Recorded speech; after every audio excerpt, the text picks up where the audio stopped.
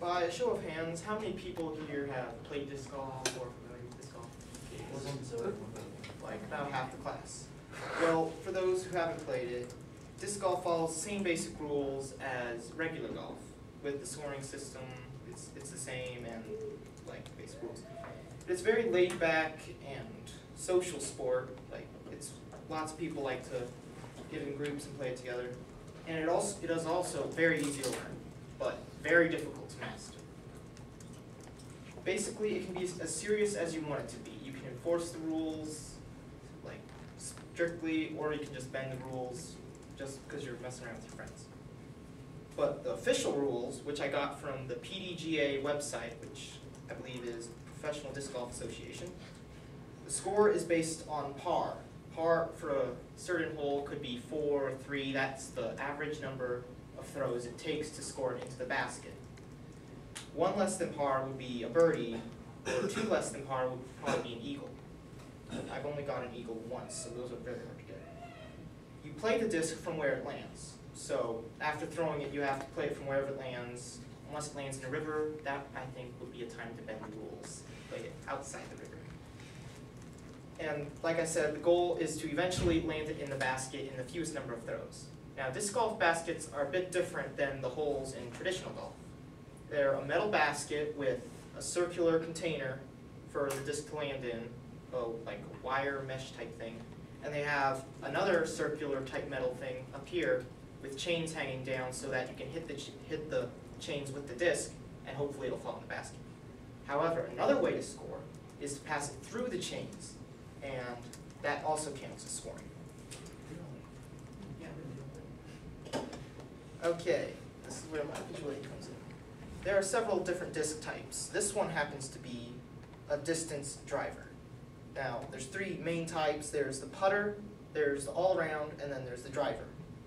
The putter is a very short range, very accurate, and very affordable. Unfortunately, it doesn't fly very far at all. So I don't know many people who actually use putters at all. And then there's the all-around, which is the type I normally use. It flies about average range for a disc. It is multi-purpose, like you can use it for putting, you can use it for long-distance drives, you can just use that one disc, and that's all, and you'd be fine. And personally, I think that's best for beginners, because it would get frustrating when you only have one disc and not be able to throw it far because it's a putter, but it would also get frustrating if you had a driver and you couldn't get it to go anywhere where you wanted, you kept throwing it in the woods. And this one actually has numbers on it, and I always wondered what those numbers mean, until I went to the Innova Disc Flight Rating System website, and the first number stands for speed. The number on this disc, you can't probably see it, but it's 12. It's rated from 1 to 13, 13 being the fastest, so this is a very fast disc because it's a distance driver. Then there's the glide. The glide is the ability of the disc to stay in the air, for to float like that. And it's rated from 1 to 7. This one has a 5, so it has pretty good glide. It stays in the air pretty well. And then there's turn. Turn is kind of tricky. It goes from +1 to -5. I don't know why they did that, but this one says 0, so I assume it's pretty stable because that's what turn stands for. It's how well it doesn't hook in the air, because discs follow this curve pattern. Yeah, you know what I mean. So, yeah, and then there's fade. Fade is also interesting. It goes from 0 to 5. 5 being it fades the most. Fade is at the end of a disc's flight, it tends to curve from either left, and some go to the right, which is abnormal for most discs. But this one has a 4, so this one has pretty severe fade because it's a distance driver, which is kind of a technical disc. And then there's different kinds of throws. The first kind of throw that I'd like to talk about is the tomahawk. You throw it like you would a tomahawk, like one of those hatchet type things.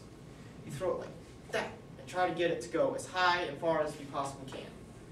I'm not any good at it, so I'm not going to demonstrate it, plus too low of ceilings. I don't think I'm going to demonstrate any throws actually. Anyways, the second kind of throw is the throw I always use. It's the right hand throw. You use your right hand and like pull it across your chest and sling it, and flick your wrist as you let him go. This, oh fuck. And that kind of throw I think is best because if you do it right, I don't always do it right, but if you do it right, then it will stay mostly level. It follows a predictable flight path, and it's the way you would usually throw. Now, another throw that is very useful is the backhand throw, where you throw it with the right hand, but you throw it like that, to where it curves the other way at the end. It fades a different way. Now, this throw is useful when you're, like, say, on a hill, and you don't want it to roll down the hill, so you want it to land perfectly on the hill, because you know you're not going to make a hole. And so, if you throw it that way, then it's not going to roll all the way down the hill, and you're not going to have to get +5 on that for that certain course. Okay. I would like to end by restating that disc golf is a very affordable sport compared to regular golf. Because golf, you have to buy all these golf clubs and stuff, and you only really need one disc. It is a very good, so that makes it a very good alternative. The player also has a choice of many different kinds of discs and different kinds of throws you can use for any situation at all. And finally, the game can be as serious as desired by the player.